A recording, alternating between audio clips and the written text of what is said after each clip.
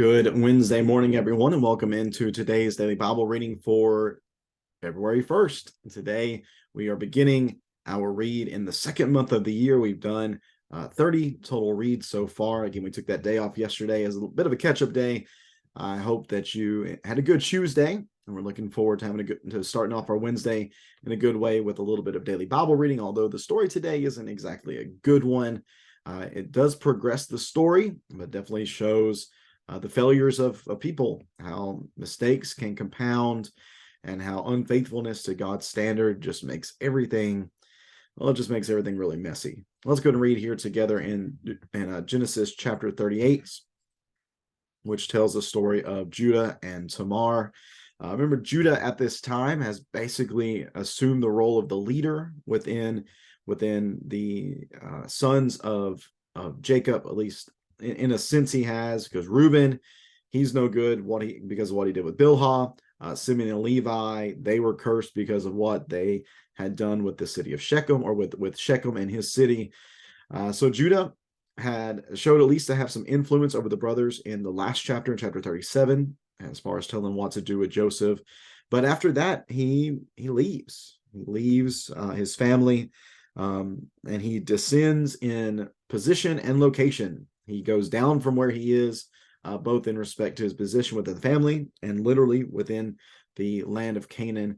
And we're going to see the troubles that take place whenever he leaves his family and goes off on his own and just doesn't make good decisions. We'll check that here within this text of Genesis chapter 38.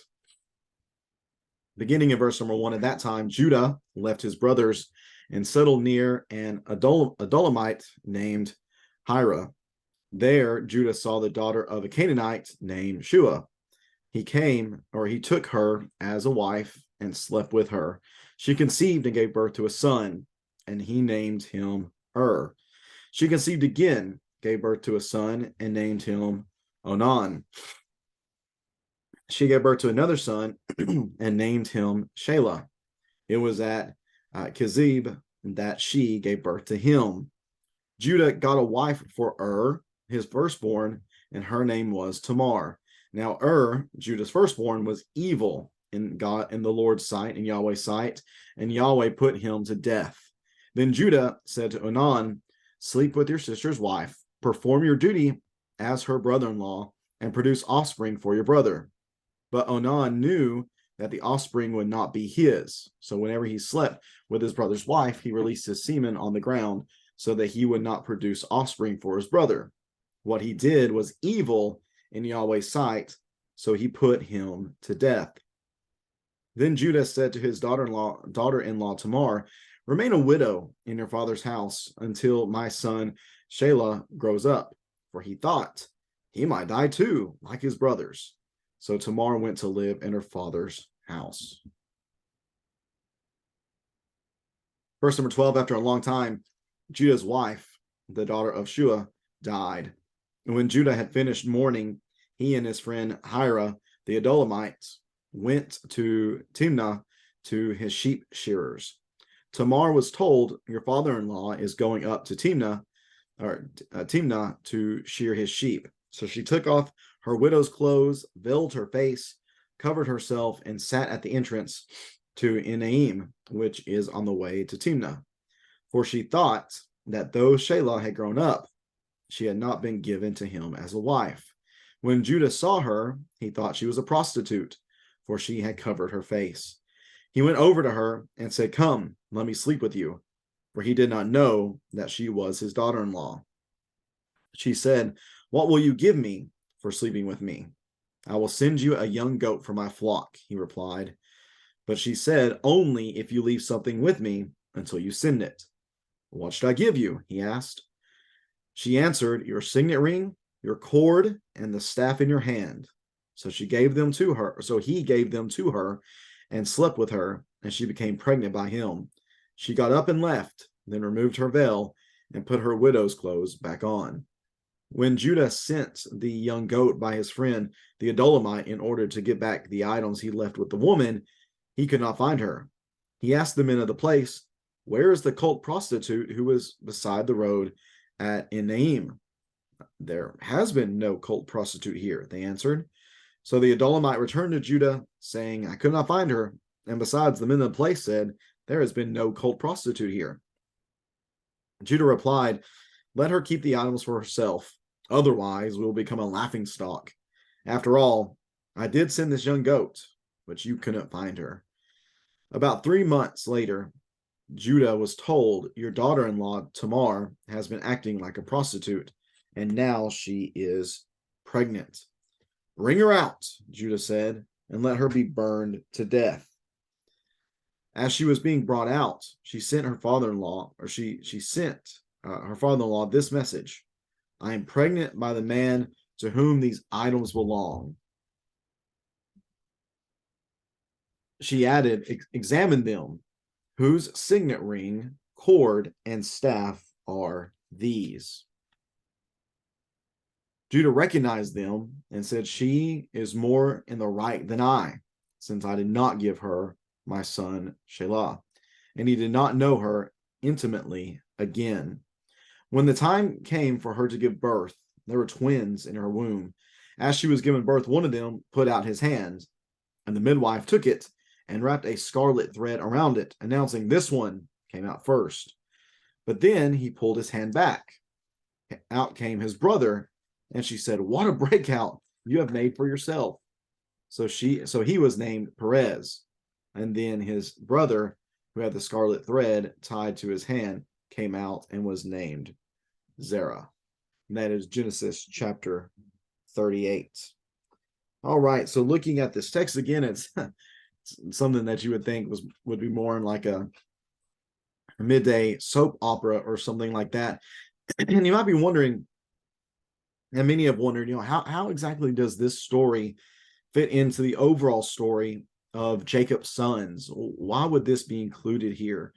Well, I think it's important because, again, as I mentioned on Monday, the two focal points of Jacob's sons are going to be Jacob and Joseph. Joseph, of course, his story is what allows the family to flourish in Egypt and to become a great nation that can be brought out in the Exodus.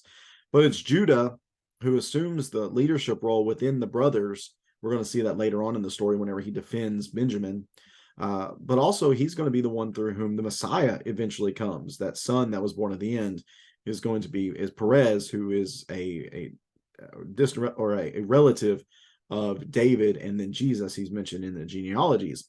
So this kind of shows us the kind of the roller coaster type of life that Judah lived, and really just shows us again that God is going to make sure that what he wants accomplished is going to be accomplished regardless of the unfaithfulness of those who might be a part of the story. So as we're looking at this text then here in Genesis chapter 38, again, we're seeing here the just the failures of Judah. His father is mourning, and it's during this time that he takes off and heads down to a different place, and he lives near this Adullamite named Hira, and he takes a daughter for himself of Canaan. Remember, going back to Abraham and Isaac, the descendants of Abraham were not to take Canaanite women, and yet they did, or at least Judah here does, and it really leads to a number of issues. This Canaanite woman gives them 3 sons, Onan, and Shelah, and unfortunately for the oldest, after he's married to Tamar, he's an evil person. We're not told exactly what his evil deeds were, but evil to the extent that God kills him. And I believe this is the first time that the text specifically says that God killed an individual person because of their sin. I know we can go back to the flood and see that, but just on an individualistic basis, here is the first time God kills somebody, and it is because he did evil in the Lord's sight. So Judah then speaks to Onan and tells him, like, hey, it's the custom that you are to take your brother's wife and you are to produce children through her for him so that the lineage can continue on. And Onan's thinking about that, and he's thinking to himself, well, why would I do that? It says verse number 9, that Onan knew that the offspring would not be his. He knew that in producing offspring through Tamar, that they would not be a part of his inheritance at all. He gains nothing from this in his mind. So he would not go through and perform his duty with Tamar, and there was going to be no offspring produced. Well, what does this look like in God's eyes? Well, he thinks it's evil. What he did was evil in the Lord's sight, and he put him to death. Also, this was a violation of justice, and that was the custom of Abraham's line going at least to here. And we're going to see the levirate marriage, that law in the law of Moses being built upon what we see here within this text. Basically, he just abused Tamar. He used her for sexual gratification and not for producing offspring. And for that, God said, that's evil. And he killed him as well. Well, whenever Judah sees that, he says, he knows the right thing to do would be for Shelah to now take Tamar as a wife. But instead he says, hey, you just stay in your father's house. Shelah's too young at this point. Whenever he gets older, he can have you as a wife. But we're given some commentary that says, well, he thought he might die too, like his brothers. And thought that might be the case. So there are some ulterior motives going on behind the scenes here whenever it comes to Judah. In his mindset, he sees Tamar basically as like a black widow wife. Anybody who's married to her dies. That's not a good thing in his mind. And really, it's a bunch of superstition. It's superstition that's fit much more for a pagan person than someone who is a part of God's covenant family and trusting in his ability to provide. And yet again, that just shows at this point the lack of faithfulness that Judah has here in this moment. And again, it goes back to the previous chapter where he was the ringleader for getting rid of Joseph. So after a time, the text tells us in verse number 12 that his wife died, the daughter of Shua died, and he has time of mourning, and then it's time to go up to shear the sheep. And this was a time where Judah would have been very vulnerable to temptation. Sexual gratification was no longer something he had in his wife.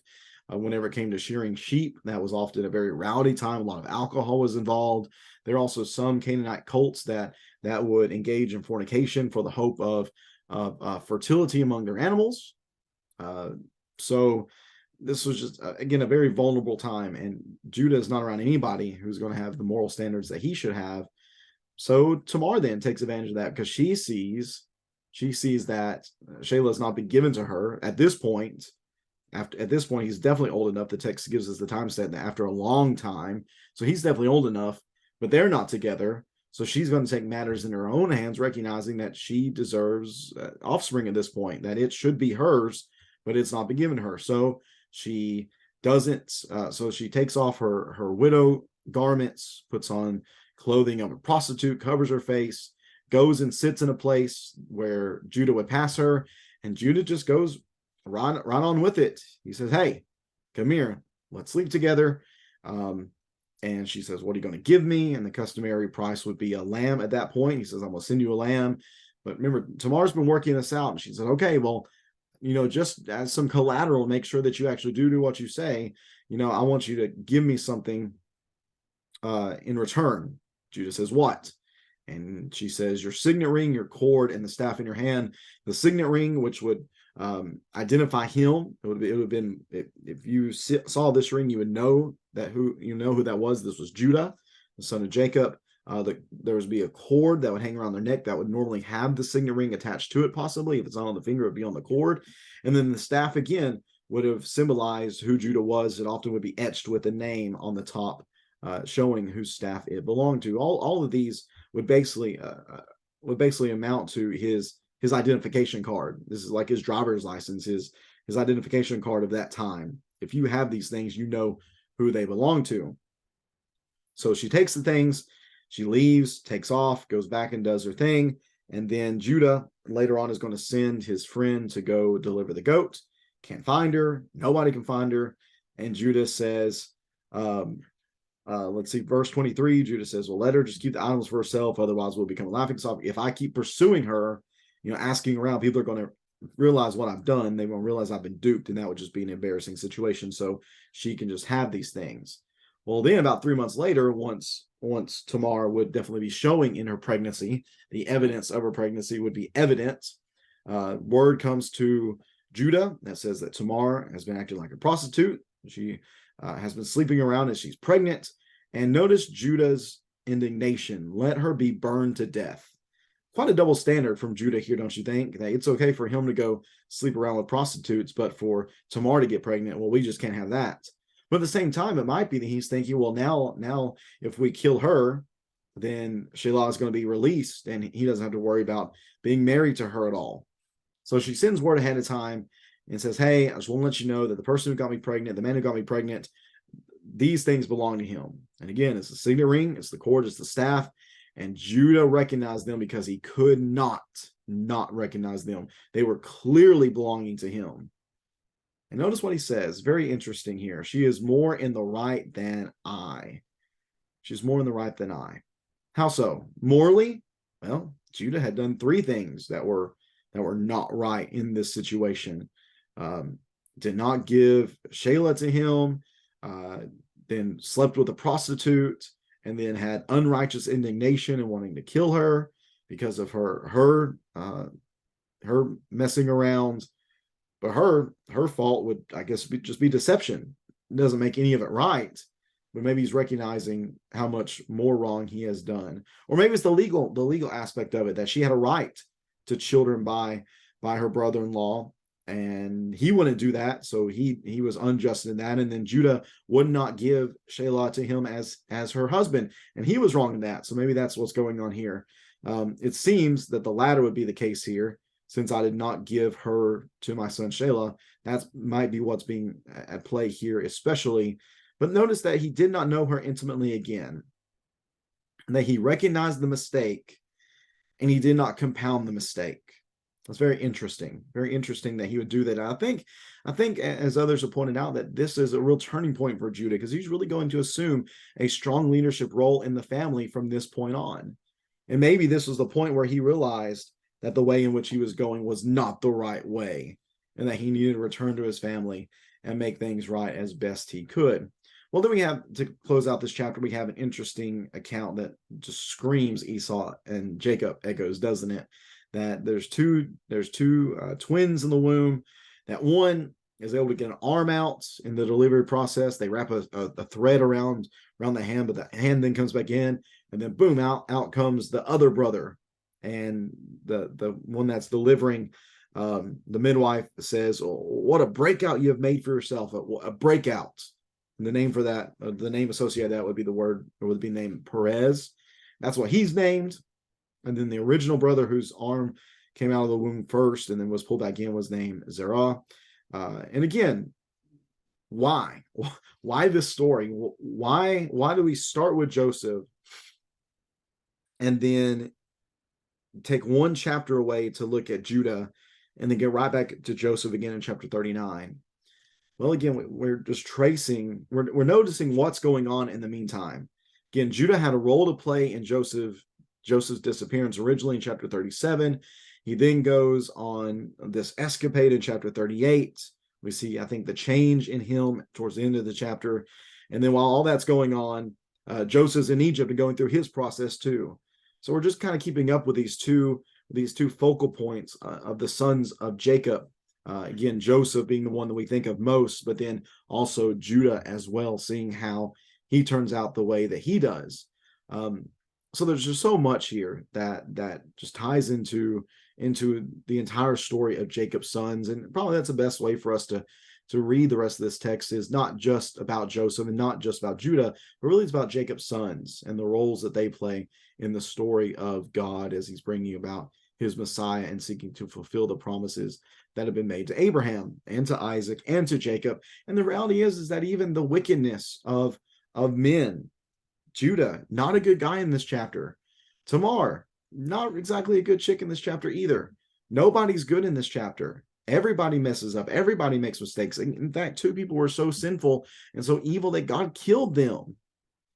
And yet God's going to work out his promises through even these individuals. And he's going to bring about the Messiah. Again, go read in the genealogies of Jesus, and you'll see Perez right there beside Judah. So it's just very interesting to see how this is all working out, and see kind of the echoes and various things. Then one thing I didn't even mention was in verse 25, whenever she sends those items to Judah, she says, examine these, whose are they?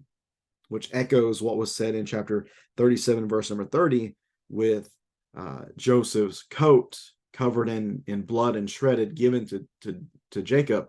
And the question is, whose does this belong to? Whose does this belong to? We found this. It's actually verse 32, excuse me. We found this. Examine it. Is it your son's robe or not? So the treachery that was shown to that Judah had a part in chapter 37, now in some senses comes back and bites him in chapter 38. So again, God is not thwarted. His will is going to be accomplished even among wicked people. And it's interesting as well to see that there are even Canaanites that are involved within the lineage of Jesus. Rahab is going to be one who's going to play a part in that as well, which makes sense. If through the lineage of Abraham, all the nations of the world are going to be blessed, why not allow some of the nations to participate in this lineage as well? Thanks so much. Thank you so much for tuning into this reading on this Wednesday. Sorry, my voice isn't great. Taking some medicine, trying to make sure I keep a voice for our reads and for tonight's Bible class as well. Really looking forward to being with everyone tonight at 7 o'clock for our Bible studies. We continue looking through the characteristics that are listed for shepherds in 1 Timothy 3 and Titus chapter 1. Thanks for tuning in. We'll see you tonight. Very much looking forward to it. I'm looking forward to continuing on reading in the Joseph narrative tomorrow as we read together from Genesis chapter 39. Thanks so much. Take care and God bless.